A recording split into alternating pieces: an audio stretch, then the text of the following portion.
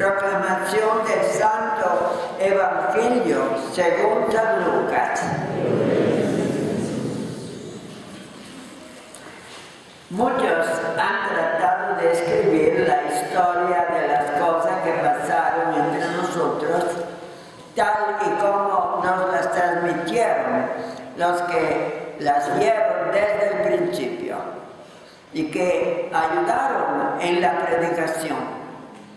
Yo también, ilustre Teófilo, después de haberme informado minuciosamente de todo, desde sus principios, pensé escribírtelo por orden para que veas la verdad de lo que se te ha enseñado. Después de que Jesús fue tentado por el demonio en el desierto, impulsado por el Espíritu, volvió a Galilea e iba enseñando en las sinagogas. Todos los alababan y su fama se extendió por toda la región. Fue también a Nazaret, donde se había criado. Entró en la sinagoga, como era su costumbre hacerlo los sábados, se levantó para hacer la lectura. Se le dio el volumen del profeta Isaías, lo desarrolló y encontró el pasaje en que estaba escrito: el Espíritu del Señor está sobre mí, porque me ha ungido para llevar a los pobres la buena nueva, para anunciar la liberación a los cautivos y la curación a los ciegos, para dar libertad a los oprimidos y proclamar el año de gracia del Señor. Enrolló el volumen y lo devolvió al encargado y se sentó. Los ojos de todos los asistentes a la sinagoga estaban fijos en él. Entonces comenzó a hablar diciendo: hoy mismo se ha cumplido este pasaje de la Escritura que acaban de oír. Esta es palabra del Señor. En el nombre del Padre, del Hijo y del Espíritu Santo. Amén. Aparte la introducción, que no sé por qué la he pegado aquí, pero el Evangelio empieza en la parte que se dice que Jesús, tentado por el demonio e impulsado por el Espíritu, volvió a Galilea. Es una maravillosa estampa que hace aquí Lucas de la presencia de Jesucristo en su evangelización. En primer lugar, lo pone en contraste con la escena de las tentaciones. Las tentaciones se acercaron a Jesús, o sea, el demonio, el cual se creía el dueño absoluto del mundo, un mundo pagano, un mundo sumergido en el error. Y se dio cuenta que esta persona era santa, era un profeta, se acercó a ver si podía jalarla y ponerla bajo su poder. Y Jesucristo lo rechazó. O sea, el demonio ya empezó a darse cuenta que ya no era el dueño único del mundo. Había ahí otro personaje que para él podía ser el peligro. Y de parte de Cristo era la afirmación del reino de Dios. Y entonces nos dice Lucas, saliendo de las tentaciones, empezó a predicar, a correr el Evangelio. Esa es la comunicación. Cristo tiene un encargo, el encargo de hablar del reino de Dios, y lo va regando en todos los pueblos de toda Galilea, y su fama al mismo tiempo va creciendo como profeta, como taumaturgo, como el consolador, como el que viene a hablar de una realidad nueva que abre esperanza para todo el pueblo. Esta es la escena que nos presenta aquí Lucas, y vale la pena que la meditemos para hacer de esta escena un modelo de Cristo real, un Cristo bueno, bondadoso, que va comunicando el reino de Dios. Esa parte va de acuerdo con la primera lectura del libro de Nehemías, cuando regresaron los judíos de la cautividad, empezaron a levantar el templo, pero esto no era suficiente. Tenían que oír la palabra del Señor, la ley, y así nos describe esta lectura, como se pasaron el día entero leyendo la ley, o sea, para comunicarla a todo el pueblo. Y lo mismo hace Jesús, pero los contenidos son diferentes. Aquel era la ley del Antiguo Testamento, y Cristo viene a traer la buena nueva, el Evangelio, el buen anuncio, que es el anuncio de Cristo. O sea, hay una nueva era que se abre, y Jesucristo es el mensajero de esta nueva era.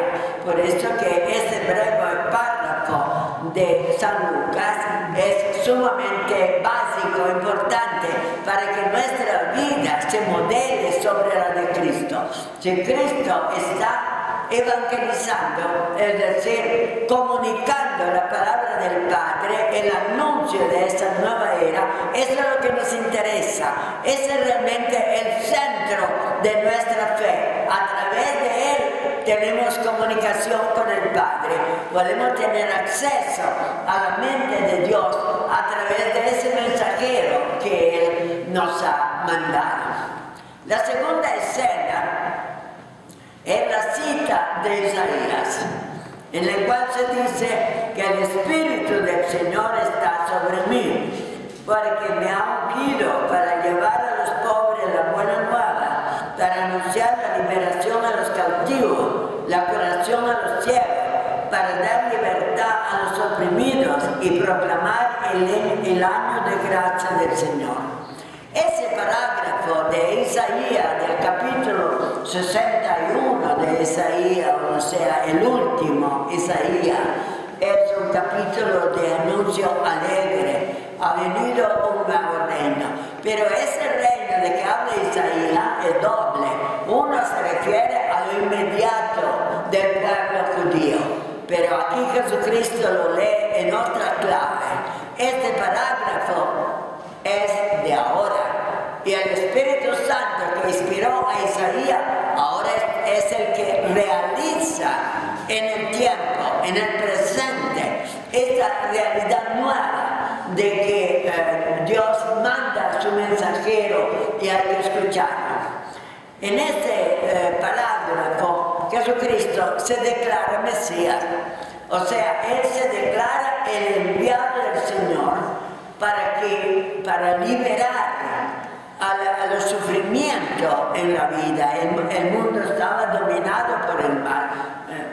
El nuestro también está, en cierto sentido, no dominado, pero está con los golpes del mal. Tenemos que unir esa realidad de Cristo con nuestro tiempo. Cristo es eterno. Él es el Mesías que viene a salvar. ¿Y a salvar de qué? A los marginados, a los pobres, a los que enfermos, a los que sufren, a los que han sido mal comprendidos, a los ciegos, a los cojos, a todos esos males que hay. Y hay no solamente cuando Jesús estaba hablando, sino para todos los tiempos, para toda la humanidad, para todos los pueblos.